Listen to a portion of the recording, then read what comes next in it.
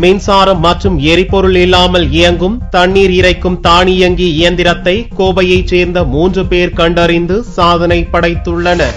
தற்போது பெரும்பாலும் அனைத்து தொழில்களும் மின்சாரத்தை நம்பியே உள்ளன.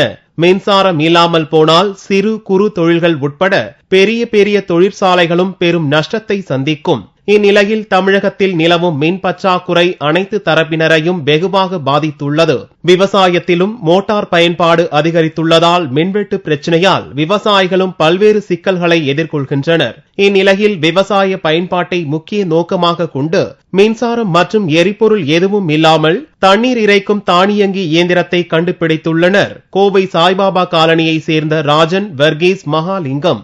இவர்கள் 3 பேரும் கடந்த 10 ஆண்டுகளாக நடத்திய ஆராய்ச்சியின் பலனாக காந்த சக்தி மூலம் செயல்படும் தானியங்கி இயந்திரத்தை கண்டுபிடித்து சாதனை புரிந்துள்ளனர். விவசாயிகளின் நலனுக்காக தயாரிக்கப்பட்ட தானியங்கி இயந்திரத்தை வாங்குவதற்கு பல தனியார் நிறுவனங்கள் முன் வந்தாலும் தங்களுடைய கண்டுபிடிப்பை அரசுக்கு அளிக்க விரும்புவதாக வர்கீஸ் தெரிவித்தார். இந்த பம்புக்கு பாத்தீங்கன்னா ஃபுல்லி வால்வு தான். அதாவது டெக்னாலஜி அப்படிங்கறது அப்படி சொல்றத பார்த்தா மேக்னெட்டிக் வால்வு ஃபுல்லாவே பாத்தீங்கன்னா டைமிங், அதாவது ஒரு ஃபங்க்ஷன் முடிஞ்சு அடுத்த ஃபங்க்ஷன் வர மாதிரி ஒரு டைமிங் வச்சு பண்ணியிருக்கோம் இந்த பம்பை. இதை ஒன்ஸ் நம்ம ஃபிக்ஸ் பண்ணிட்டோம்னு சொன்னா லைஃப் டைத்துக்கும் சேஞ்ச் பண்ண வேண்டிய வராது, அந்த மாதிரி ஒரு பம்பு. ஆனா இப்போ நாங்க பிரைவேட் செக்டருக்கு யாருக்கும் கொடுக்குற ஐடியா இல்லை, எல்லாமே கவர்மெண்ட் கொடுக்கணும் அப்படிங்கறத எங்களோட பிளான்.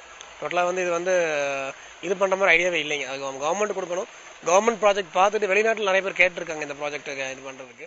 மின்சாரம் இல்லாமல் பயன்படுத்தப்படும் இந்த தானியங்கி இயந்திரம் மூலம் தொழிற்சாலையிலிருந்து வெளியேறும் சாயக்கழிவு நீரை தொழிற்சாலையிலிருந்து ஒருங்கிணைந்த சாயக்கழிவு சுத்திகரிப்பு நிலையத்துக்கு கொண்டு செல்ல முடியும் என்றும், ஆறு, குளம் மற்றும் ஏரி ஆகியவற்றிலிருந்து மக்கள் வசிக்கும் பகுதிகளுக்கு எளிதாக தண்ணீர் கொண்டு சென்று விநியோகிக்க முடியும் என்றும் இயந்திரத்தின் சிறப்புகள் குறித்து தயாரிப்பாளர் மகாலிங்கம் விளக்கினார். இது பாத்தீங்கன்னா அக்ரிகல்ச்சர் ஒண்ணுங்க. ரெண்டாவது ஆறு, குளம், ஏரிகள் இருந்து தண்ணி எடுக்கிறது பயன்படும்.